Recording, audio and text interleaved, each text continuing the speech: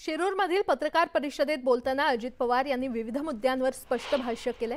उद्धव ठाकरे आपला पक्ष विलीन करतील असं वाटत नाही असं अजित पवार यांनी म्हटलंय। तर शिरूर लोकसभेत देखील अजित पवार घरातलाच उमेदवार देणार होते। या रोहित पवारांच्या विधानावर प्रतिक्रिया देताना अजित पवार चांगले संतापले।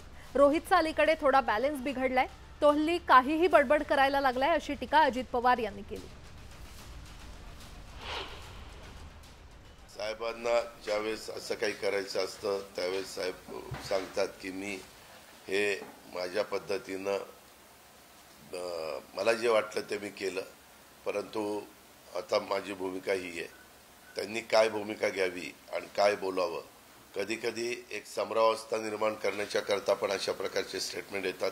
मला नाही वाटत उद्धवजी त्यांचा पक्ष कधी काँग्रेसच्या मध्ये विलीन करतील। मी जे उद्धवजींना गेले 2.5 वर्ष जवळनं पाहिलेले उपमुख्यमंत्री म्हणून, त्यांचे ते मुख्यमंत्री होते, मला तिथं काम करण्याची संधी मिळायची आणि मी त्यांना जे अनुभवलं, जो त्यांचा स्वभाव मी पारखला आहे किंवा एकंदरीत त्यांचे कामाची पद्धत वगैरे ते बघता उद्धवजी असा काही निर्णय घेतील पक्ष विलीन करण्याचा तुम्ही म्हणताय, असं काही करतील असं मला अजिबात वाटत नाही। अमित शाह साहेब महाराष्ट्राचं राजकारण चालवतोय ते दादांत खोटं आहे।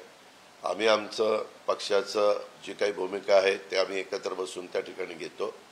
आम्ही काही कुणाचा सांगून वांगून राजकारण करणारी माणसं नाही।